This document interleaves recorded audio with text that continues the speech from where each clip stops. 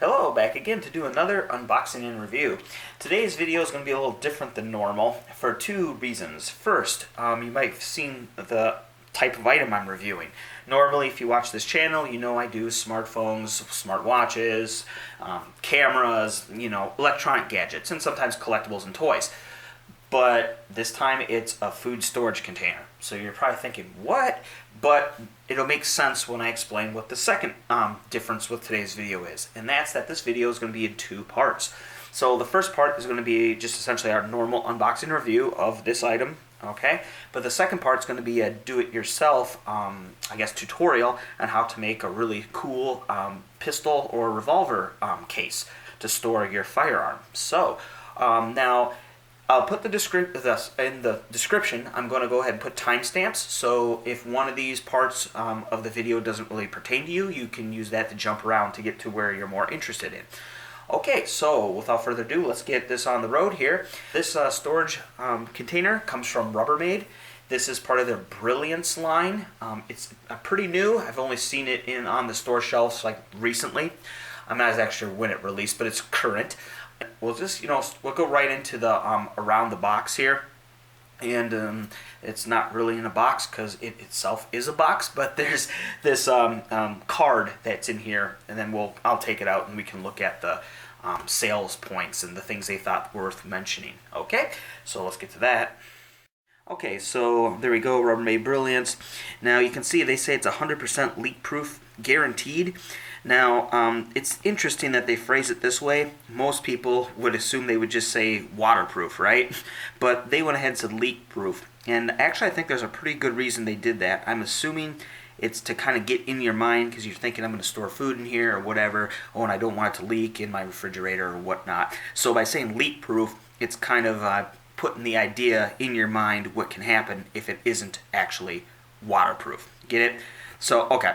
Now, there are evidently different sizes. This is the large container, 9.6 cups or 2.3 liters. All right. And then we have these little icons down here, and I'll explain what these mean. I think it describes them on the back. So we'll flip the card around. Oh, before we do, let's look at the picture they have. So they have, this is actually really clever too. So they have the bin with water inside and water outside. So you can see the dark water isn't leaking out into this, and this isn't getting in there. So it's waterproof or leak-proof from both directions. So it's pretty interesting. I haven't actually seen that kind of, but that's cool. All right, so turning this around, we can see there's one of the attributes. They're stackable. We'll come over here. I think it's going to tell us that much. Okay, so this is evidently the new standard in food storage. We see it's 100% leak-proof, guaranteed, stain-resistant, crystal clear, and we'll get to it, but boy, is it actually really clear. So, splatter-resistant, and then we can see there's microwaving with lid on, latches open. Interesting, okay. And then it stacks perfectly. See the picture? Okay. And then what else? Okay, also that's available in 5 sizes from mini to large. And this again is the large. All right. Now those little icons, in case they're not coming up, I'll tell you what they are. BPA free. It's dishwasher safe if you put it on the top rack. It's microwave safe for reheat. Okay. Freezer safe, and also it's made in the USA. Okay, there was our barcode. And yeah, okay, so overall impression of the packaging. First of all, I think this card's really done well. I like the colors they use. It's a lot of kind of clear colors, so we have some slightly blue water, but notice how everything is really clear and open. Even on the back, they're really using this open space to give you the idea of room. You could put it in the container, and also the containers are really clear, so I think it kind of keeps the whole, motif or whatever you want to call it, the theme, that's it, the theme running consistent. And also, having this inside the container is actually kind of clever. I would have expected they would have put this in, make this a sleeve, hence this being on the outside of the box, like most would have, but they put it inside, and not only does that kind of put in your mind, putting things inside the container, even before you pick it up, it's already been used as a container. Smart. And the other thing I think it's good is that it really gives you an appreciation of how clear the box is, that because you're immediately looking through it even before you even pick it up, you're looking through and seeing the clearness. Okay, so I think really good job on the packaging. And let's go ahead. Oh, quick note, it says wash before use. So of course, if you're gonna put food in here, you wanna wash it off before you start using it. But okay, now let's get to the actual item. All right, so first thing, holding this, I can tell you that it's not just your normal storage container. But before we get to that, I was going to talk about the clarity of this box. You can see it's very clear. Looking through, it's like a nice cleaned window, and that's looking through two different, the front and the back. Even so, it's still very, very clear. And in fact, it's so clear that I had to focus the camera on this latch here just to get in focus, because looking through it was having a hard time getting the depth correct. So that's how clear it is. Okay, now I'll go ahead and take off the lid just here. Probably can't see it, but Rubbermaid's logo is there. So, and again, testament to how clear it is that you can hardly even see it. You just look right through it.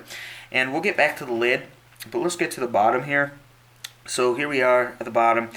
You'll notice it is a flat bottom. There's no like little traction bumps or anything, so it's smooth on the bottom there. And let me see here. If you look up, if you try to look again, there we go, that worked. You can see it does have those little icons, so in case you forget, is it freezer safe or whatever, you can look at the little icons. Just remember that for the dishwasher icon, you have to put it, that still has to go on the top shelf. Okay, so, but anyways, all right, and then continue looking around here. So yes, it's very clear. Also, there's something beyond just that. It's the fact that this really feels robust. And what I mean by that is, I'm going to get another piece here. I'm going to show you this. Okay, so this here is from some little mini storage container I have. Okay, but when you hold this kind of plastic, it has this, and I can't. Okay, hear that? It gives you that kind of real high-pitched noise, and of course you can't feel it, but this is something where if I wanted to, I could just basically twist it and crack this whole thing. I'd probably get a nice long crack going all the way from corner to corner. It feels brittle, is my point. When you get this, yeah, see, like, listen to that. You hear what I mean? It's really, yeah, almost like glass, kind of. But all right, this, on the other hand, it has more of like a drum kind of, and I understand it's because there's a container, but even so, even if I were to have a piece of this similar in size and shape to this, it would sound different. This just has this. Alright, so yes, it feels of quality, and it's also noticeably heavier than you may think it would be. Okay, let's get back to the lid now and talk about this 100% leak-proof guarantee. So what's that do? Well, it's all about this gasket here. So I'm going to zoom in. Alright, so here's the gasket up close, and it has a interesting, okay, first of all, the back part of the gasket, where it connects on the inside of the container, the plastic and the gasket are put right up flush to one another. This is adhered on there with probably some really strong epoxy, but there's no basically separating these. I mean, with any reasonable amount of force, you'd really have to rip this off. So it's well adhered to the plastic. That's what I'm talking about. On this side, though, you have this round kind of corner. So, yep, rounds off. And then over here, you can see that it has this kind of open. So it's not solid in here, but instead it has more of like a lip that wraps around. But as far as the lid going into the base, all that's going to see is this round curve. So this essentially is going to sink into the container. And was talking about that. Let's do that right now. I want to show you can see and hear when you put this thing on. Yeah, you'll know because. See if maybe you can hear it, I'm not sure. But I'm going to push it down. Okay, so I don't know if you heard it, but it had this. So you could hear the air escaping, and you could hear that this is making a very good seal. And you can also feel it. When you push it in, it kind of sinks in.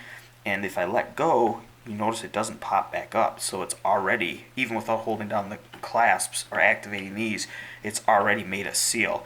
But of course, we want to make sure it stays close. We're going to put these down. Nice, solid click. No doubt about that engaged. And let's, ooh, do you hear that? Okay. If you had any doubt. Okay, and now we'll do this one as well. I mean, yeah. You don't need to double check. You heard it, you felt it, you know this thing's closed. And yeah. Okay, so so far I haven't even tested it out, but just by the feel, the sounds, and what I've been seeing, I'm already impressed with this thing. So, okay, so that's the container, but now we have to test. It said it's 100% leak proof. Alright, so in order to do the submerged test, I'm going to go ahead and put this in the tub. I'm going to fill the tub with water, the bathtub, and I'm going to stick this in there. And I'm just going to leave it in there now. But you're going to say, how am I going to make sure no water gets in? Yeah, I could look for little water drops. But I found a better way of doing that. It's a lot easier than having to scan this for little micro or very small little water drops. And that's through the use of toilet paper, yeah? So what I'm going to do is I'm going to stick this toilet paper in the container, right? Maybe I'll get even a little more than this. I'm going to basically stick it in here. And that way, if any water gets in here, this is going to soak that water up right quick. And then when I open this, I can just fill this and see if it's damp or soaked or whatever, and I should know if any water got in. So I'm going to go ahead and get ready. Alright, so here we're at the tub, and as you recall, I said I was going to try to submerge this and just keep it underwater for like a half hour. Well, I didn't. Look how buoyant this thing is. It just pops up. I tried weighing it down with like scrubbing bubble cleaner, but it just floats away and pushes the thing up. So what I'm going to do instead is I'm just going to dunk this thing, turn it over, push it down, and it is under the water, by the way, if you can't see that. And then, I don't know, turn it back over here, do it again, and again. Turn it upside down. Okay, so yeah, I think I've exposed every side. Pushed. Yeah. Okay, so yeah, it's been underwater a few times, to say the least, and I've also been pushing it down with some considerable force. So hopefully that'll test the seal. So okay, I'm gonna go ahead and take our little boat here out and see how we did. Okay, got a towel here to dry off. Make sure none of the water, which is on the outside, gets onto the test material. In fact, I'm going to use toilet paper because I don't want to scratch this nice box here. So.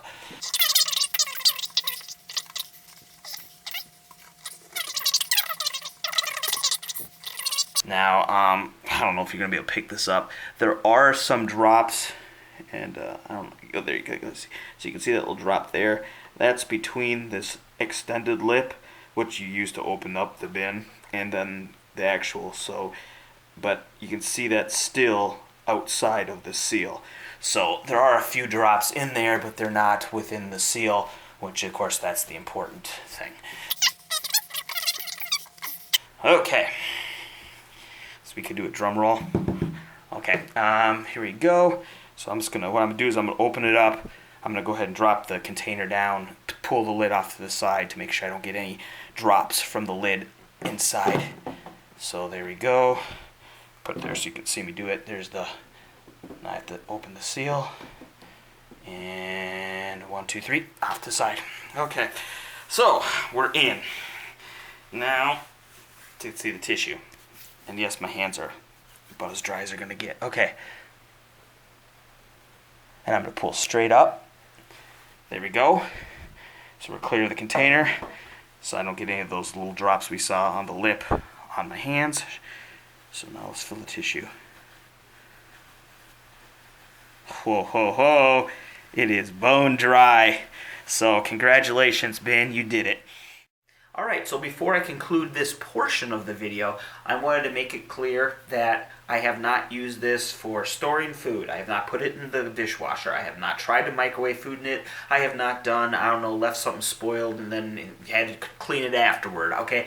I don't know how it performs in any of those scenarios, because after all, I didn't really get this for food storage use. With that being said, this now video is going to move over to the second portion, which is turning this into a storage for your pistol or revolver. So let's get to that. Alright, so here are the things you're going to need, besides, of course, the bin and your gun. Alright, so I have a scissor, pretty self-explanatory, and a box cutter. I'm going to use the box cutter primarily for cutting the foam, the scissor primarily for cutting that cloth. This cloth over here is a piece of hobby fabric. You can get it in whatever color you want. That, by the way, isn't required. However, I'm going to use that as a background, and it'll look really nice once you take the gun out of the case. You'll see an outline where the gun's supposed to go, and it'll be red or blue or whatever color you choose. Again, that's not exactly required. Then a tape measure for measuring, and also a pen. Now the color of that's a Sharpie. Two things: make sure you get a Sharpie that has the wide tip, not the super narrow, because when you're drawing on the foam, the super narrow tip cuts basically into the foam, and it doesn't make a nice line. So you want it to ride on top of the foam, hence wide tip. Okay, and again, the color. Since I'm using a dark foam, it would actually have been better if that was a lighter color for contrast to make it easier to see, but whatever, that should still work. Now, as far as the foam goes, this here is, first of all, this is 2 inches thick foam. I wanted the foam to pretty much take up the entire room as far as depth into the container, but still leaving room for the seal to come down. That's why I chose this depth, 2 inches. Anyway, and also talking about the foam, make sure you get the good quality foam. So you can see here, this has a lot of rebound, and it's really dense. Stay away from that stuff that's like styrofoam. That makes a mess when you cut, and leaves little pieces all over. And anyways, this just looks nicer. But again, you can get the foam in other colors. I chose this blackish, well, yes, black here, and red. Always a good combination.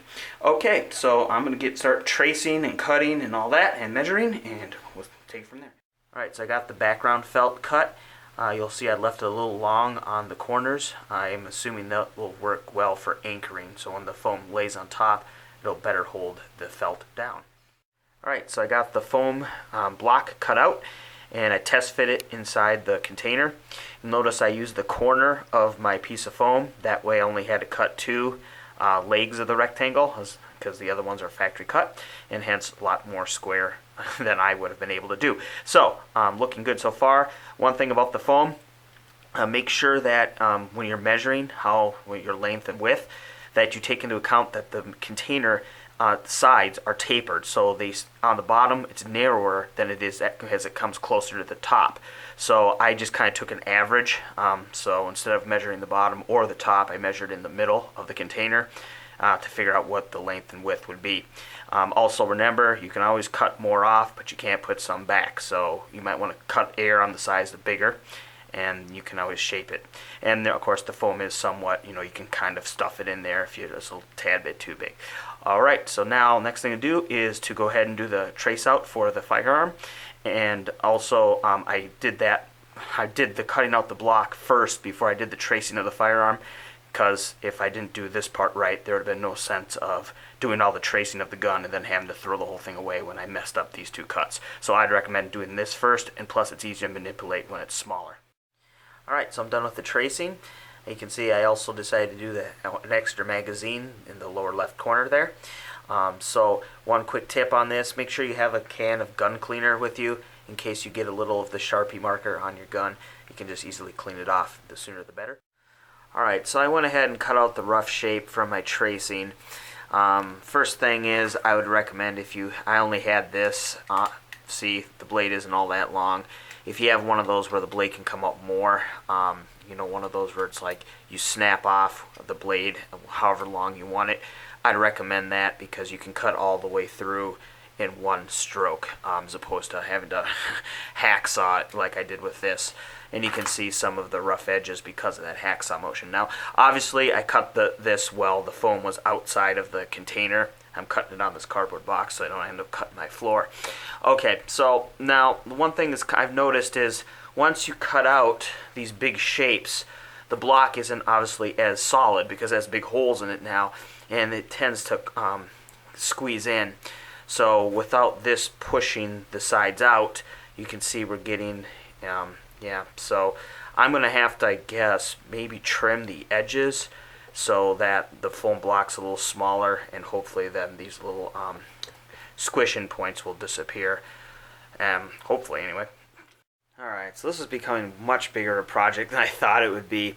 And it mainly has to do, well, with 2 things. The fact that I cut this well for the magazine. The other thing is about the bevel, or I guess you could say the taper of the container.